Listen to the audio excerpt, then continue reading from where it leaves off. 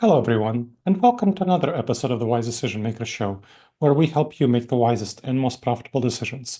My name is Dr. Gleb Tsipursky. I'm the CEO of Disaster Avoidance Experts, the future of work consultancy that sponsors the Wise Decision Maker Show. And I'm joined today by Andrew. Andrew, can you please introduce yourself and share a little bit about what you do?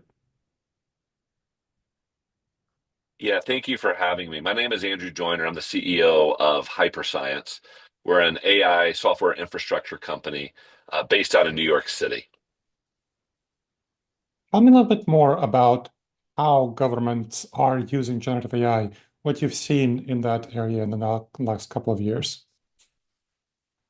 It's interesting because the public sector and the federal government in particular has actually been using AI for quite some time. They use it in a Mhm, lot of areas like logistics and warfare, and now we're bringing it into back office functions that support civilians. mm, And because of that familiarity with AI, the governments are actually quite progressive at mm, understanding the challenges of utilizing AI to build the models and to use them for the efficacy of work. We found them to be a leading industry. There's so much opportunity for the government, not just to be more efficient, but more effective. mhm. And I think generative AI and AI in particular is going to lead us to realize some of those benefits that we all promise and are excited to see. Mm. Now, one of the challenges, of course, with generative AI is that a lot of people are worried about losing their jobs. And so, what do you think will be the impact of generative AI on government staff workers? Yeah, at the end of the day, these models and the AI themselves, they need oversight, they need supervision. And so, in Mhm, many ways, if you think about things like the word processor, thinking about it moving online to things like word document processing, essentially just enabled us to do our work in a clearer, more productive fashion. I think that's very similar on the journey we're going to go on to in AI. Certainly, the tasks that AI can accomplish are more sophisticated, but in the end of the day, it's about enabling. And what hyperscience provides is not just a more efficient way to work. Now, we can read documents, we can extract data, typically that humans would have to hunt and peck through. But mhm, the end result, because we can do it at a higher speed and a higher rate with less friction of human involvement, the efficacy by which you get the services in the government improves. So while it used to may take mhm, you 3 months to get a claim processed, you'll now get it in 3 days. And the mhm, employees can help do other things that are productive for those agencies. So it's not just about mhm. efficiency and replacing jobs, it's about getting the government engine more effective for its citizenry. We've seen people like Elon Musk and even the current administration saying that they will replace many of the people who are who they're cutting with generative AI. So it seems like there's a clear correlation between, and the government leaders are saying that they are replacing people with generative AI. So can you clarify what your perspective is on that, what you're seeing from the inside? Sure. So there's certain elements of the government services that will be replaced with AI. So Hmm. elements like picking up the phone and taking phone calls can now be handled with a generative Hmm. agent. The amount of people it takes to summarize interactions across an interaction with a citizenry Hmm. can all be handled now through AI. So there are tasks. And if the Hmm. government's goal is to reduce overall efficiency, then Hmm. I think that's just a macro top-down level assumption. If you look at what Hmm. AI is going to provide, it certainly can automate tasks, but it's up to each agency with the capabilities that Hmm. AI essentially has provided is to how it wants to now allocate the benefit of that labor Hmm. production that AI provides. Hmm.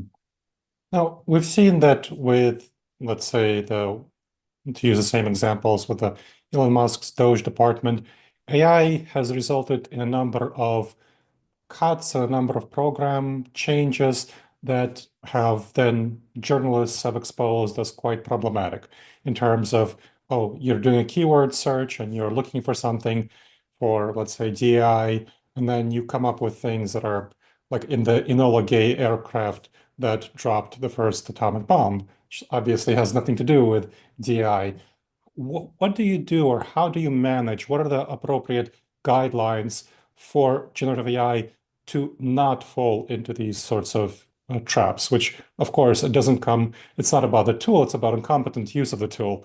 But what do you do to prevent this incompetent use of the tool? Well, there are methods called human in the loop, but which you can govern the supervision of the model. And so you Hmm. set thresholds by which you're confident the model is performing in the way you want it to.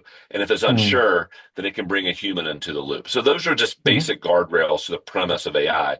It can do that because it understands a confidence level.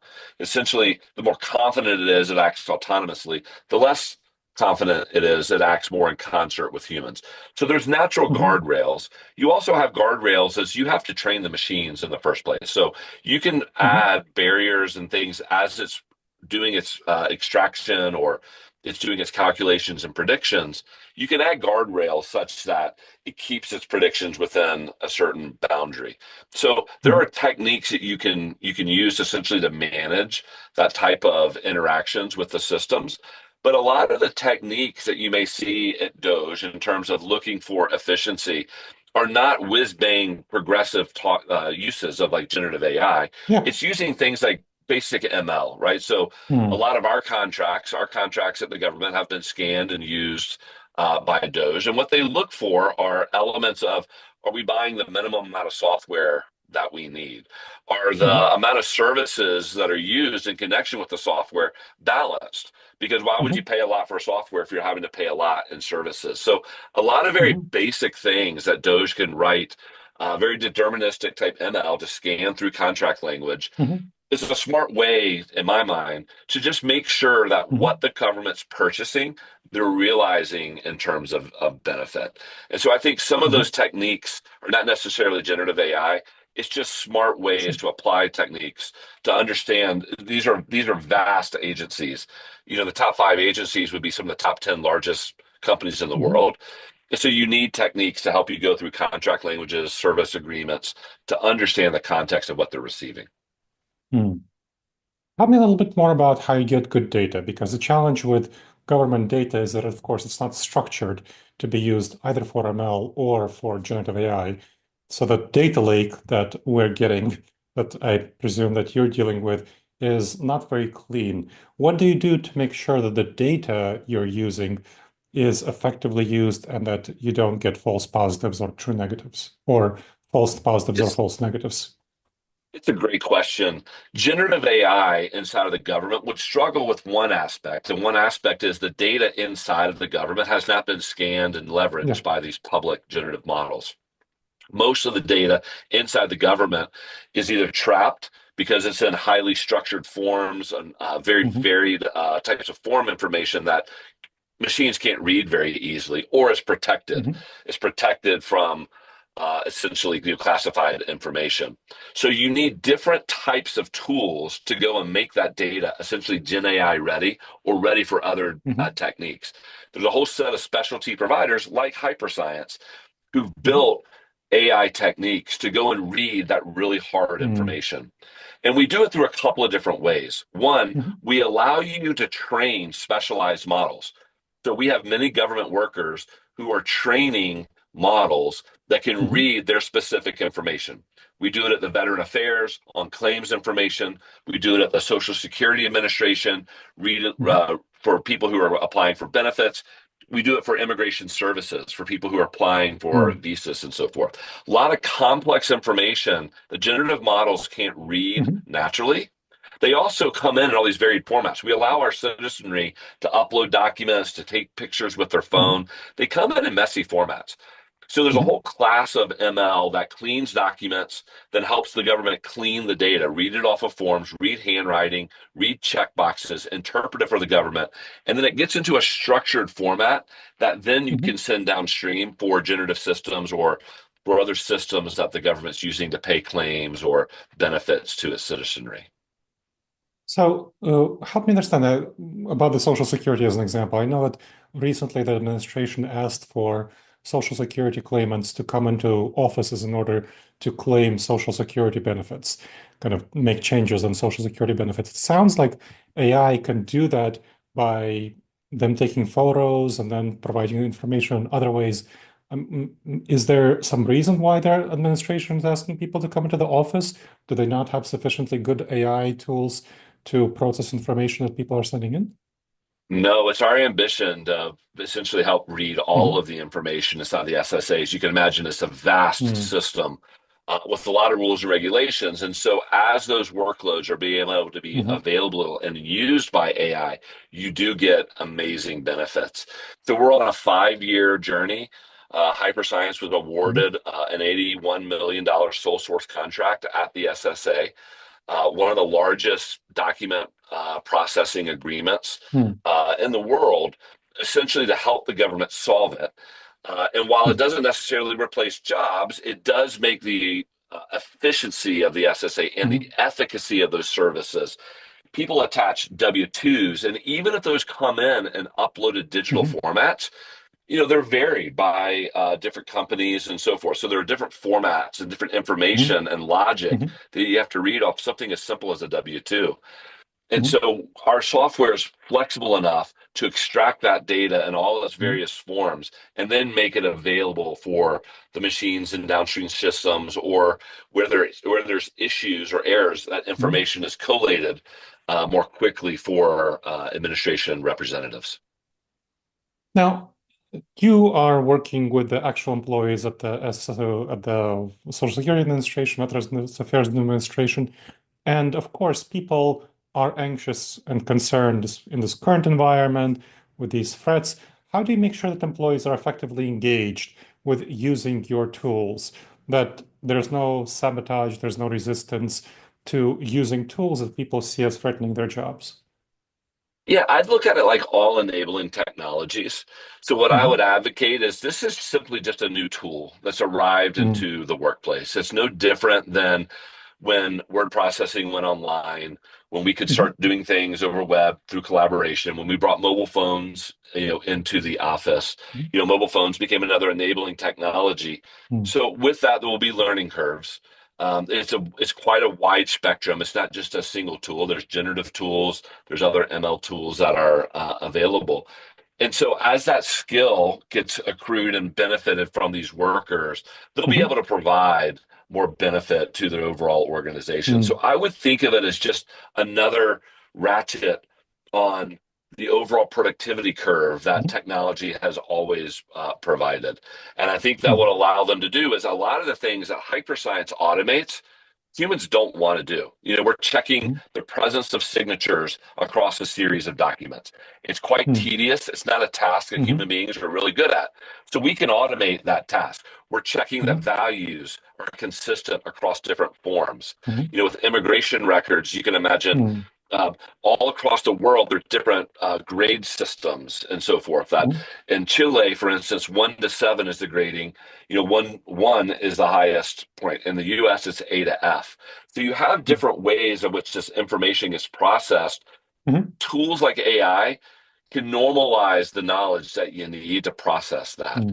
Those are not easy tasks to go and look up grading systems across the Hmm. world when you're trying to process H-1B visa programs. So these new enabling technologies are going Hmm. to make, I think, our daily lives better, and I think it'll make the government Hmm. much more efficient and effective Hmm. over time.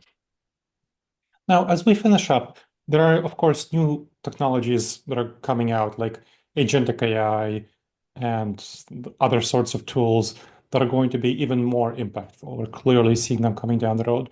As you look forward to the next couple of years, what do you see as the kind of improved benefits that the government should be doing and should be using the technologies that it could be using, and what will be the impact on the government of these technologies? Yeah, what a wonderful question. So I like to look at the Department of Justice, which is a user of Mhm. hyperscience. And this is a unique use case because corporate fraud can be committed anywhere. And Mhm. because it can be committed anywhere, when you're pursuing that fraud, you may have to try to get an understanding of the magnitude of that corporate fraud and where it occurred. And so, if you're an investigator in the Department of Justice, you may have thousands of statements from Mhm. banks all around the world for long periods of time. Pursuing the corporate fraud and understanding the magnitudes of the puts and takes of debits and credits of corporate fraud, now you can use ML to go and handle those complex statements, Mhm. digitize that information, structure that information so you can focus on the investigative work Mhm. versus the 90% of your time just keying in and getting that data into a manageable format. If you think about the pursuit of corporate fraud, what used to take years, now you can essentially get a beat on the case much earlier. So Mhm. that's an instance where something was very hard, almost unpursuable, to now you can focus on the task at hand. Mhm. And I think there are all sorts of those types of use cases. The promise of agentic type executions and workflows is that something can go and happen in the background, Mhm. essentially fully automated and orchestrated with high confidence is going to get you the answer, right? In Mhm. some of our claims cases, if you think about a veterans, we do 1 billion documents a year. Mhm. Some medical histories are between 10 to 20,000 pages long. There's a Mhm. lot of complications. And so being able to process that information with new Mhm. insight, kick off an agent, can you go get this information about this Mhm. particular thread of the individual's background history? Could be profound to helping that person get the proper care or Mhm. services that they need. And those Mhm. types of things used to be kicked off a task. People would have to have the time to go through and hand Mhm. process that. So the agentic process now will handle that in minutes or hours. And I think that at the end of the day, you're going to get better care. You're going to get a Mhm. faster approval for your immigration services. You're going to be able to pursue corporate fraud. I think we're going to watch a massive transformation. And while Doge is Mhm. getting headlines because there's a chainsaw approach to it, I think at the end of the day, the spirit is that AI and ML is going to help our citizenry. It's going to help our government Mhm. provide more effective services to us overall. And I think that's Mhm. what the promise of this is really about for those of us who are doing this Mhm. work day in and day out with the agencies. Excellent. Thank you so much for sharing your expertise, Andrew. That was very helpful. Dr. Gleb, really appreciate your time. Thank you for sharing it with me. And thank you to the audience for checking out another episode of the Wise Decision Maker Show. Please make sure to subscribe wherever you checked out the show and leave a review. It helps other people discover the show and helps us improve the show. And if you have any questions, email me at gleb, Gleb, at disasteravoidanceexperts.com.